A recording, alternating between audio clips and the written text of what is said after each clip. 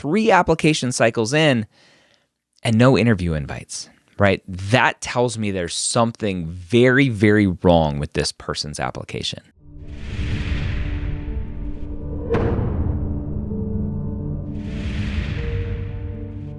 The Old PreMeds Podcast, session number 336. Welcome to the Old PreMeds Podcast. My name is Dr. Ryan Gray, your host here every week, where I take your non-traditional questions and answer them here on the podcast. We have a great question today, but before we jump in, I want to talk about the MCAT Minute, brought to you by Blueprint MCAT. As a non-traditional student, your time is typically a lot more restricted, a lot more limited than your traditional counterparts. And that means when you're prepping for the MCAT, you need to be super efficient, super effective.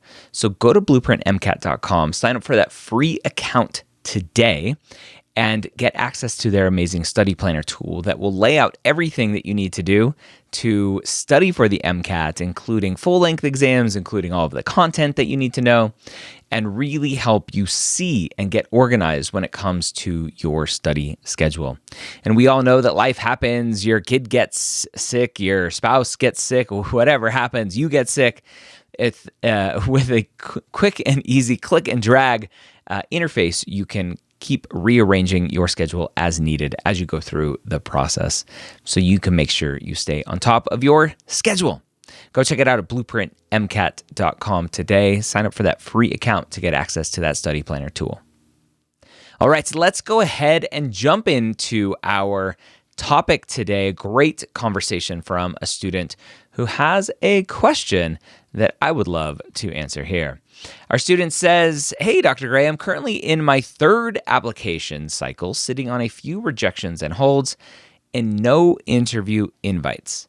During my first 2 application cycles, I also did not receive any invites, but I largely chalk this up to having a poor narrative and personal statement that made several flaws you have pointed out in other application renovation videos. Speaking negatively about some aspects of medicine, not sharing any stories, speaking about why I would be a good doctor rather than why I want to be a doctor. My cumulative GPA was a 3.65, science GPA 3.6. I scored a 520 on the MCAT. This score expired for nearly every school after this cycle. Oh, that's a bummer. Considering I've been out of school for so long, should I pursue a postbac or SMP to show schools I still have the chops to be a good student and boost my GPA? I obviously will need to retake the MCAT. I have a few thousand hours in an infectious disease research lab, 150 hours of community service, and over 1,000 hours of scribing. I imagine I realize I may be lacking in service hours and had planned to work on this, but these were largely unavailable to me for several years due to COVID restrictions and personal health issues. Any and all advice would be greatly appreciated. Thank you." Great question. And this is like the perfect non-traditional question, right? Someone who's been out of school for a while, who is struggling with the process, and 3 application cycles in and no interview invites, right? That tells me there's something very, very wrong with this person's application. 520 on the MCAT, 3.6 GPA. There's something wrong with the application. Now, obviously, without the application in front of me, it's impossible for me to know what is wrong with this application. But there are several things that I can think about when kind of going through my mental checklist. Obviously, stats for me are not an issue. 520, 3.6, not an issue. Shouldn't close very many doors, if any. Let's talk about clinical experience. This person said they have 1,000 hours of scribing. That shouldn't be a problem. Now, were the 1,000 hours of scribing 10 years ago? I don't know, right? Without seeing the application, I won't know what that application actually looks like, how the student is, what the timeline is for all of these activities. It's really hard to know. Student has research experience. It sounds like they're actively getting research experience. Great. I don't think I saw anything about shadowing on there. Does the student have any shadowing? And then ultimately the narrative, right? What is the story that the student is portraying here? And it sounds like the student is saying, hey, based on application renovation videos, applicationrenovation.com is our YouTube channel, our YouTube playlist on our YouTube channel for all of those videos. if a student, and this is the hard one for me because there's no perfect way, there's no right way to do an application, to write an application. There's the way that I recommend based on my personal experience, based on many conversations with deans and directors of admissions and all of the students that we have helped get into medical school based on the way that we teach writing a personal statement, writing secondary essays, writing activity descriptions, all of that stuff. And so, sure, maybe if I looked at personal statement, activity descriptions, all of that, I would go, oh yeah, right, I don't like how you wrote this. Again, is it right or wrong? We can't say, but that would be more of a personal opinion. Another thing that wasn't mentioned is timing of the application. Is this student applying at the deadline every year and really not giving an opportunity to medical schools to take a look at the application because they don't have any interview spots left? And so that's another big question that was unanswered here.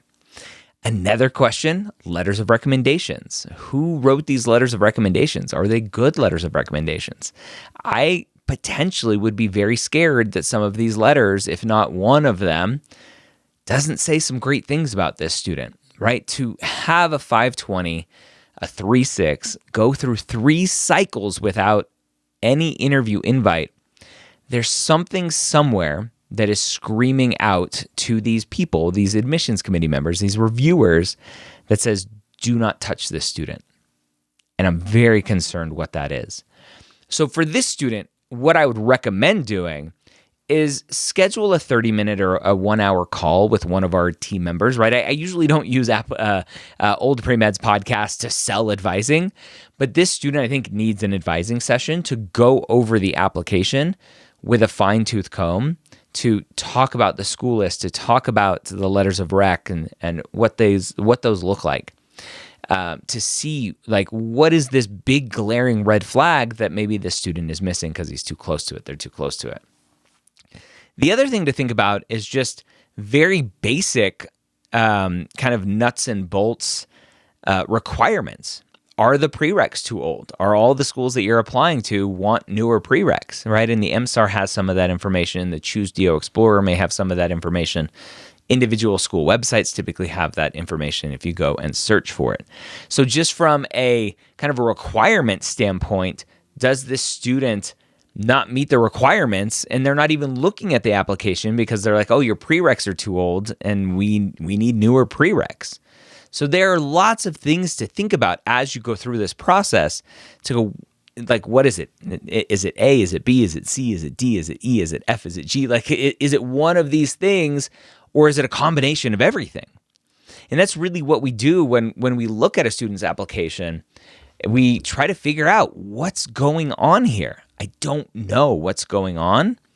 And sometimes, very rarely, but sometimes I'll look at an application and I'll go, I have no idea why you're not getting interviews. That's very rare, but it happens. So for this student, what I would recommend doing before you go and spend money on a postbac or an SMP, sit down for an hour with one of our advisors or 30 minutes, usually an hour to really go through all of your applications and see what's going on.